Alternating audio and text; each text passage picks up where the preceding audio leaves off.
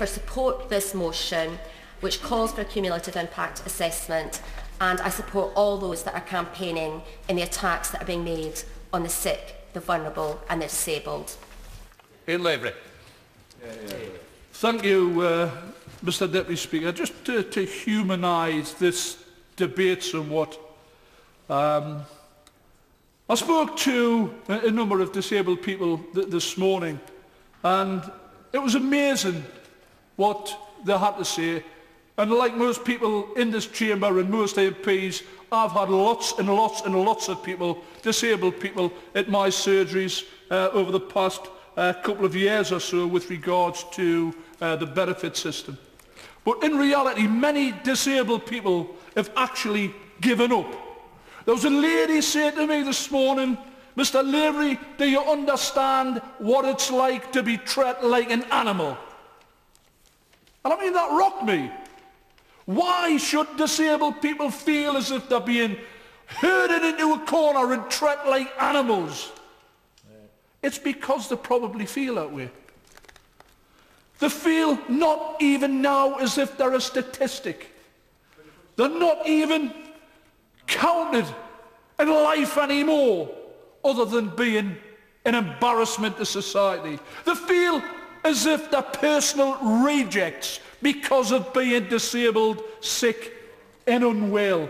Total outcasts to society.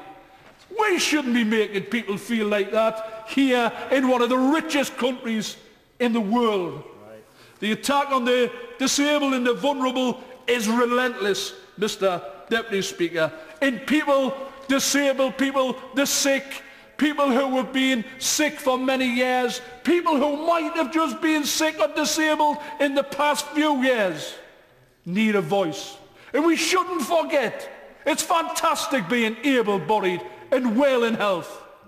But you're just around the corner, some of us, from being poorly, from being disabled, or being sick and unwell and perhaps terminally ill. And we shouldn't forget that when we're making decisions in here to hammer the disabled and the vulnerable, because we could be next. Mr Speaker, Mr Deputy Speaker, I was again discussing the waiting. We put ourselves in some of these people's shoes. They become ill or they've been ill. They attend test after test.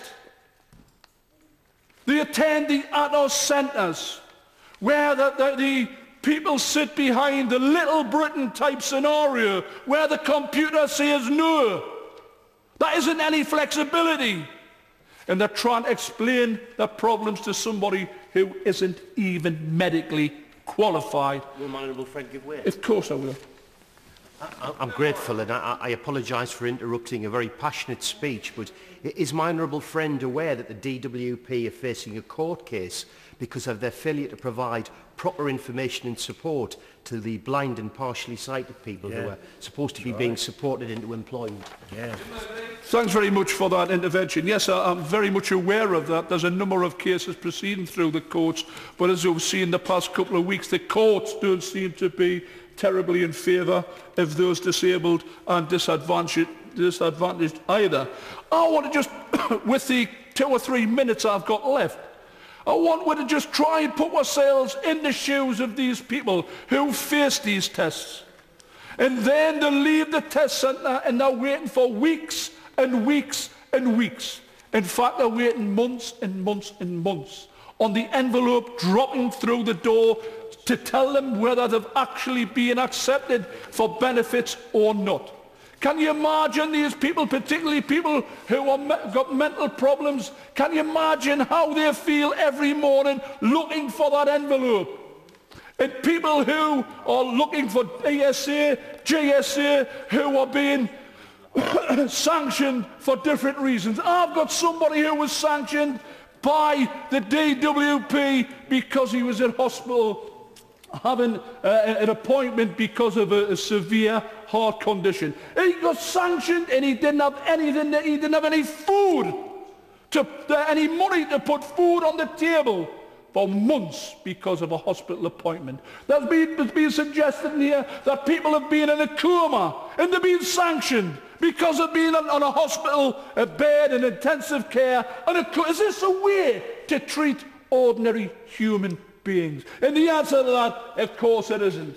Look at the other legislation. The legislation with regard to the bedroom tax. There's up to 50,000 people in this country, just in the last few weeks, had to pay bedroom tax. There's a lady who committed suicide because of the bedroom tax, and her family got a letter later from this government saying that, sorry, she really wasn't part of she shouldn't have had to pay because she was part of the pre-1996 housing benefit regulations. We've got a failure in terms of the universal credit. It's being rolled out in 2 or 3 places, and it's an absolute car crash.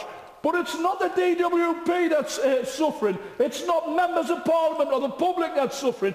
It's the disabled people who rely on these benefits, who are anxious and who are suffering as a result of this absolute nonsense and chaotical organisation from the government. I mentioned before about ASA applications, whether or not you're in one or the other grouping, and waiting to get an appeal. How many people have appealed? 40%, I believe, have been successful in appeals, and they're waiting for appeals. It was mentioned by one of the gentlemen across on the other side about the length of time. People's conditions change before they even can get an appeal heard. I mean, it's utter nonsense. And the way in which we are treating these people, Mr. Deputy Speaker, is an absolute disgrace. I think that there's lots of facts and figures which have been spoken of today. I think disabled people, 11.3 million, 8% of the population are bearing 29% of the cuts. And the people with the severest disabilities, 2% of the population, are bearing 15% of these cuts. It's an absolute outrage, Mr. Deputy Speaker. I think all in all, to sum it up, people are dying as a result of the Welfare Reform Act 2012. Disabled people are being evicted from their homes. People are being forced into the arms of unscrupulous lenders. Is this really the sort of country we want to leave to the next generation? This, Mr. Speaker, is IDS UK. Yeah. Thank you, Mr. Deputy Speaker. And let me start by thanking my honourable friend for Hayes and Harlington, and also those who've campaigned so passionately for this debate to take place. I'd also like to start by reading a letter that was received by one of my constituents recently.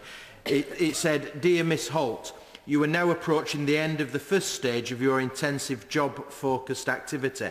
We hope that all the activity or training intervention completed so far has not only supported you to achieve your aspirations, but has moved you closer to the job market. You will shortly enter the second stage of your intensive job-focused activity. Sessions and workshops may vary depending on the centre that you attend." This letter was sent to my constituent Sheila Holt on the 30th of January. I'm sad to inform the House that Sheila will not be attending the second stage of her intensive job-focused activity because she's been in a coma since December. I should inform the House that members of Sheila's family repeatedly informed the DWP and CTEC about this fact that she wasn't well, but they continued to get harassed by those organisations. Just to recap briefly, Sheila has suffered from severe bipolar since childhood and regularly has traumatic experiences. She's not been in employment since she was 16 years old. However, she was pushed into the work programme before Christmas, and she was finding it extremely difficult. She was also concerned about the fact around the increases in the council tax benefit that she had to pay. On the 17th of December, she was sectioned under the Mental Health Act because she was struggling to cope. Whilst in hospital, she had a heart attack, and that's caused her to be in a coma since then. We're now at the end of February. I can report to the House